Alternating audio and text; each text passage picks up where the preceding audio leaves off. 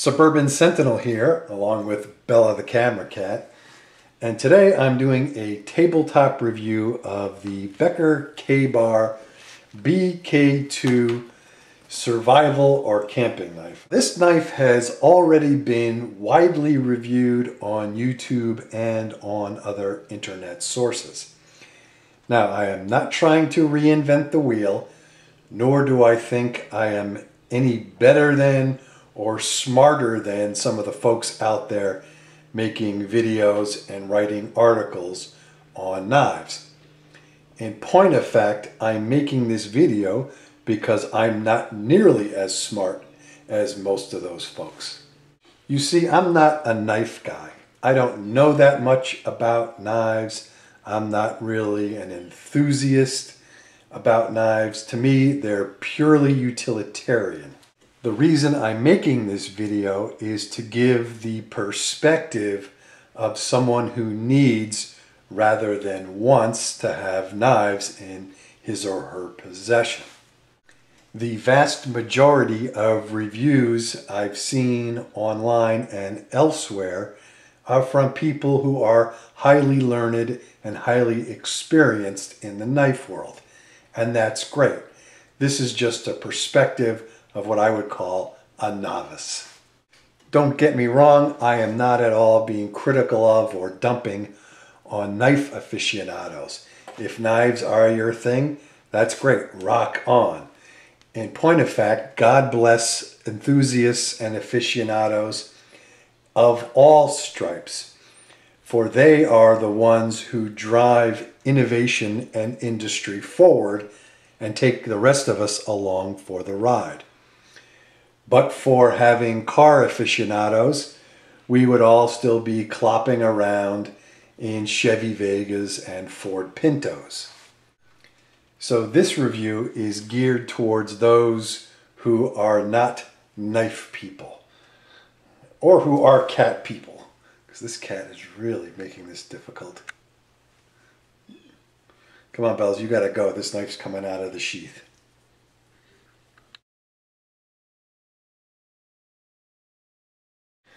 Okay, there we have the BK2 ready for action.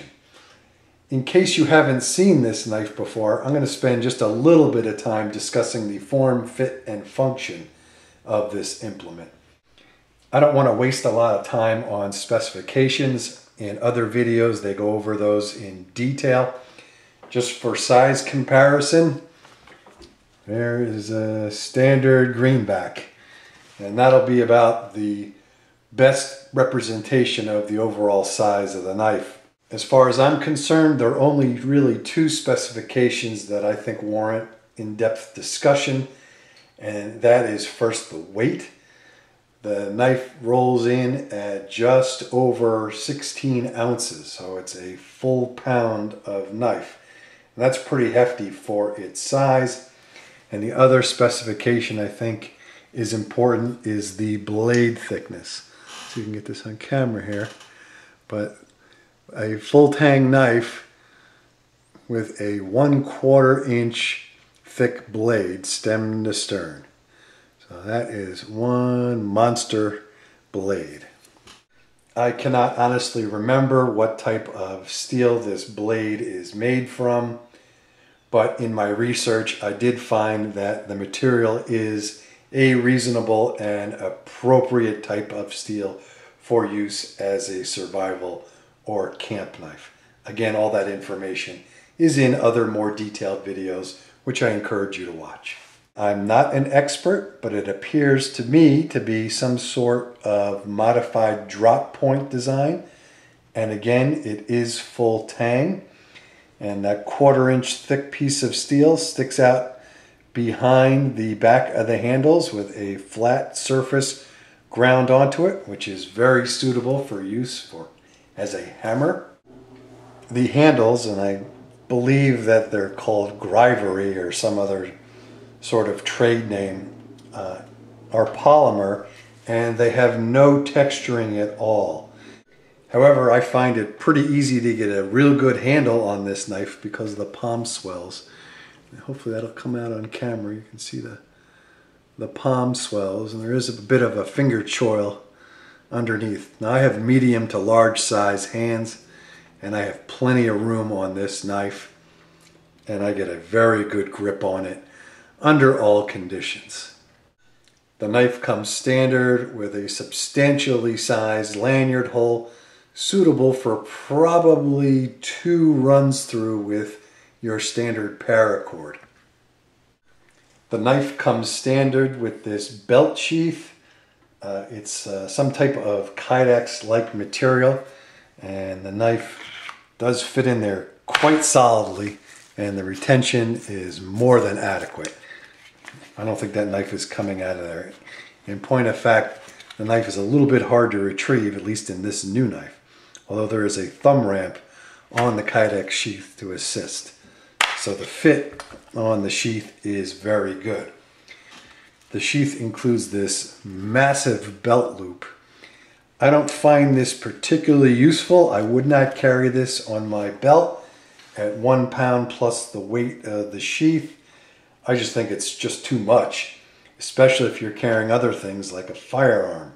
However, the sheath is set up nicely to go on molly webbing or shot cords. They have the holes and the adapters front and back. So easy to strap onto your pack, and that's the way I'm going to be carrying these knives. In my inexpert opinion, I think this is too much knife for an everyday carry or for utility purposes. To me, this is strictly a woods or a field knife. And of course the handle snaps in fairly securely with this little button.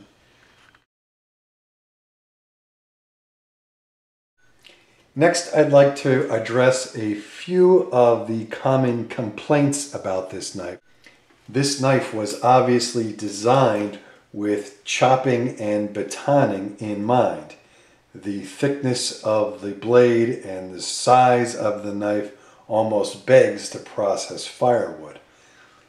Now, some reviewers criticize the BK2 because it's too small to be used as an axe and too big to be used as a real utility knife. I totally understand that argument, and I have to agree that the BK2 is not fish nor fowl.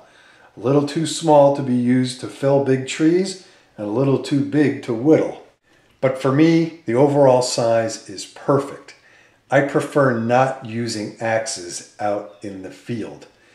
They're bulky, pretty heavy to carry, and it takes a lot of energy to swing an axe.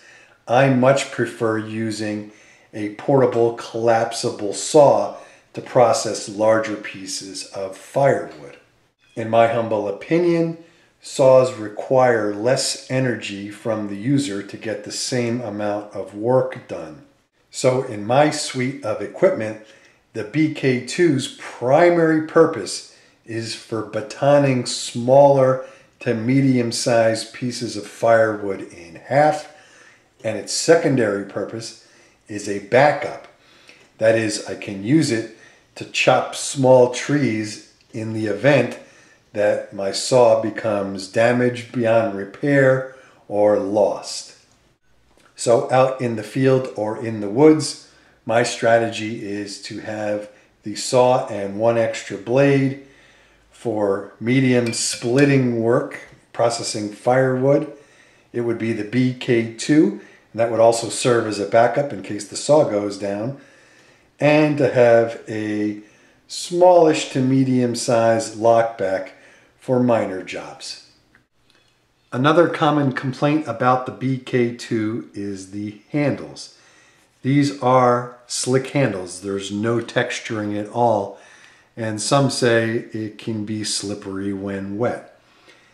I would have to agree with that. I don't see it as a problem for me because when I'm out in the field, my default position is to be wearing gloves at all times. So when you're wearing gloves, this thing is very secure. Now, there are companies that make aftermarket handles for the BK2. That'll give you like a Griptilian or one of those types of materials for better handling with the knife. However, they are a little bit pricey. They're like $40 or $50 a set. For me, if I wanted better handles on the BK2, I would just get a little bit of skateboard tape for 15 or 20 cents and call it a day. But again, I'm not a knife enthusiast. Another fairly common complaint with the BK2 is the grind and the sharpness of the blade. Many reviewers think that the BK2 just flat out isn't sharp enough. As an outdoorsman and casual knife user, if the blade will cut paracord, thick rope, and chop through substantially sized wood without drama, fanfare, or injuring anybody, I'm happy. I know that some of the knife aficionados like their blades so sharp that they could shave the fuzz off a picture of a peach. Now, I guess the BK2 does not meet that standard. I don't see it as necessary, but I'm not a knife guy. I want to spend just a minute talking about two real high points for this knife, at least for me. The first of which is this is an American-made knife. I really encourage people to buy American-made products. And I have no problem with products from Western Europe, Canada, Australia, but I try not to buy anything from Asia. And I love it when I can get a good American-made product. Second thing I really dig about this knife is the price point.